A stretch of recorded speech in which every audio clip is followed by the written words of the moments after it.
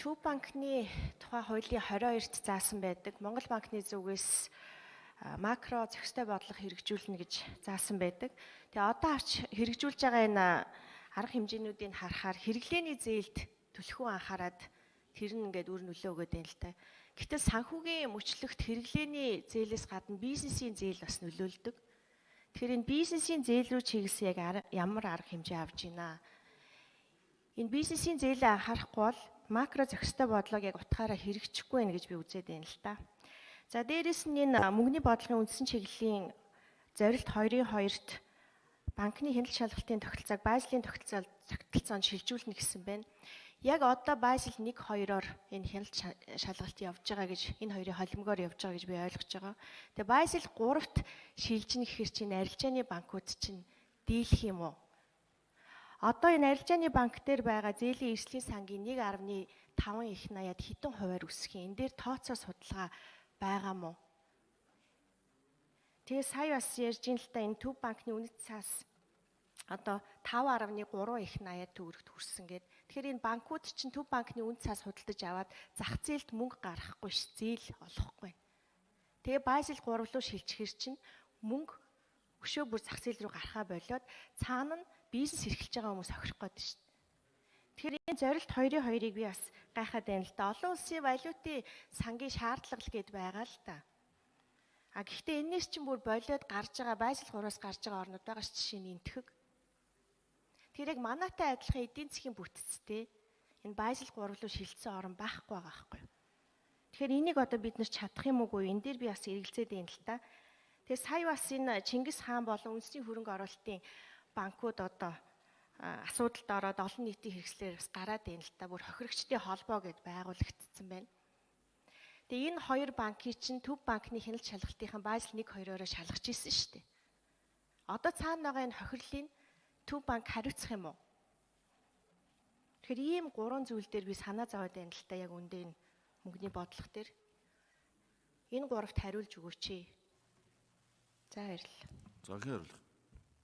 За 83 л хөсрөн байна. За амдрумгшийн асуултанд хариулъя.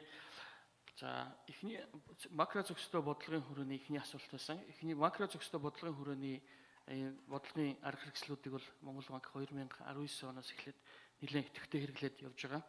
За ялангуяа тэр макро зохистой бодлогын хүрээнд авч хэрэгжүүлж байгаа арга хэмжээний нөлөөгөөр одоо нийт зээлийн бараг 60-70% нь хэрэглээний зээл, 30-40% нь бол бизнесийн зээл байсан бол одоо ингээд өр орлогын харьцааг хэрэглээний зээл дээр хэрэгжүүлснээрээ хэрэглээний зээл нь багасаад одоо 50%, бизнесийн зээл нь 50% болоод ингээд явж байгаа. Энэ маань цаашаа улам үргэлжлэх баг. Тэгэхээр бизнесийн зээл бол одоо 50-аас илүү түлхүү гарч эхэлнэ. За Монгол банкны хувьд ч гэсэн сүүлийн мөнгөний бодлогын хорооны хурлаар репо санхүүжилт гэсэн цонхоор бол энэ экспортын чиглэлтэй аж ахуйн нэгжүүдэд хөнгөлөлттэй ийм зөөлөн нөхцөлтэй зээл олох юм цонхоор арга хэрэгслийг бол нэвтрүүлж эхэлж байгаа. За энэ хүрээнд бол ингээд жижиг буюу одоо 3 тэрбум төгрөг хүртэлх ийм хэмжээтэй ийм лимиттэй зээл учраас бага жижиг дунд үйлдвэрийн экспортод бараа бүтээгдэхүүн гаргадаг ийм харилцагч нарт зориулсан ийм зээлийн бүтээгдэхүүн бий болж байгаа гэж банктайгаа бол ер нь гэрээгээ байгуул явж байна. За хоёр дахь асуудлын хувьд бол нийт зээлийн одоо 11.4% нь бол чанаргүй гэсэн ангилалд байгаа. Чанаргүй гэсэн ангиллаар бол олон улсын энэ аргачлалын дагуу эрсдлийн сан байгуулах ёстой. Тэгээд нийт ийм өндөр чанаргүй зээлийн хэмжээ ингээд саяны ковид цар тахалтай холбоотойгоор өссөн учраас энэ эрсдлийн сан маань ингээд өсөж явж байгаа. Харин явандаа бол энэ зээлийн эргэн төлөлт сайжраад эдийн засаг эргээд эх оноос сэргэнэ гэдгээр сэргээд эхлэх юм бол энэ эрсдлийн сан бол буурнаа гэж Монгол банкнаас харж байгаа. Төв банкны үнцаас өнөөдөр 5.4 их 80 байна. За энэ нь өөрөө банкн дээр байгаа чөлөөтэй их үүсвэрийг доллар руу шилжихийн дарамтнаас сэргийлэх үүднээс авч хэрэгжүүлж байгаа энэ бодлогын арга хэмжээ учраас бол энэ маань өөрөө ингэ явж байгаа. За банкн дээр байгаа чөлөөт их үүсвэрийг аль болохоор зээл рүү гаргах үүднээс бодлогын хувь бол тогтмол бууруулж ирсэн. За оны ихэнд бол 11 байсан бол одоо 3.1 хувиар бураад 8-д орсон байна.